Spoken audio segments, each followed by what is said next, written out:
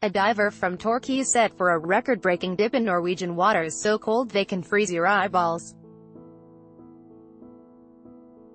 It's a bit like being crushed, he says. So what drives him to take the plunge? By Nick MillerFebruary 23, 2019. And Williams, if you are mentally tough, if you can put up with a whole lot of discomfort. In late March, Ant Williams is going to take a deep breath then disappear under the Arctic ice, heading straight down without an air tank for 3 minutes of hopefully record-setting torture. It's warmer in than out. In the fjord off Norway's north coast, the air temperature should be about -25 degrees, while the sea should be a balmy 0.2 degrees. After just one kick of his huge mono flipper, it will be pitch black. After a couple more kicks, the pressure will make him sink, dropping into the black Arctic Sea at around a meter per second. By 30 meters down, the water will feel like an icy bear hug. Past 50 meters, his lungs will physically be unable to shrink any further, with all the air squeezed out. All the air will be forced into his head to equalize pressure in his ears. The sensation is one of being crushed, says 46-year-old Williams from coastal Torquay, Victoria. You're going away from help, says Ant Williams of the dark descent. You have to tuck in your chin to protect your throat, and you're going away from help. Williams has been freediving for 17 years and his body has adapted.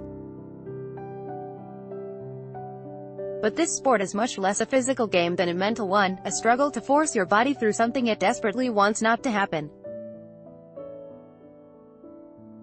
Divers try to cultivate a state of meditative calm, a zen-like place of no extraneous thought.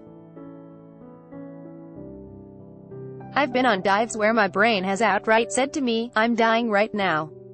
At 70 meters, Williams' target depth for the record-setting dive, in warmer waters he's been down to 100 meters, he will be getting contractions in his throat and diaphragm and an overpowering urge to breathe. And then comes the hard bit. Turning around, a job in itself, working out which way is up. Suspended in these dark depths, he must fight his way uphill searching for that small cut circle in the meter-thick ice, while his brain rapidly succumbs to narcosis.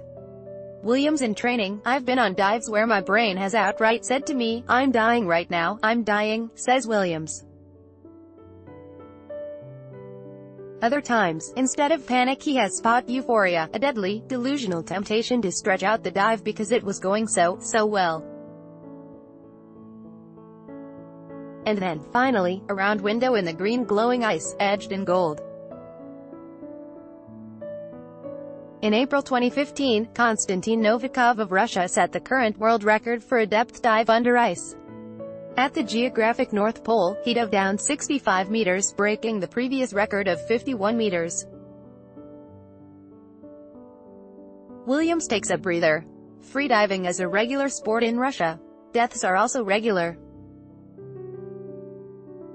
They cut holes in the ice with chainsaws and snowmobiles yank the ice free of the dive hole. Williams says he was a musically inclined kid whose passion for sport was never matched by ability. He considered bullfighting on cliff gliding but settled on freediving because of the movie The Big Blue. But after a time in sports psychology at age 30 he realized that what he was teaching had all come out of a textbook and I'd never lived any of it. He considered bullfighting on cliff gliding but settled on freediving because of the Luc Besson movie The Big Blue. He found that, if you are mentally tough, if you can put up with a whole lot of discomfort and wrap your head around some of the fear, you can actually do pretty bloody well. I decided just to be really resilient and sit in the discomfort of that sport. My technique and skill have come a long way, but number one is mental tenacity, and Williams practices for his depth record for diving under the Arctic ice without air or weights.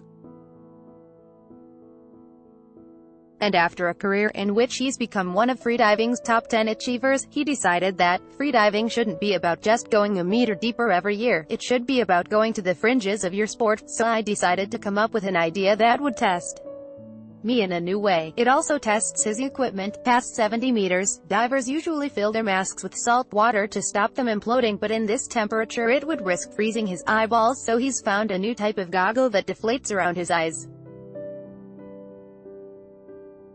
Williams, I decided to be really resilient, but Williams says doesn't have any doubt he'll beat the record. I ask him the biggest risk. He considers, and discards, the real but rare chance of a blackout or heart attack under the water. The greatest risk, he thinks, is a chainsaw accident while they're cutting a hole in the ice. Cool.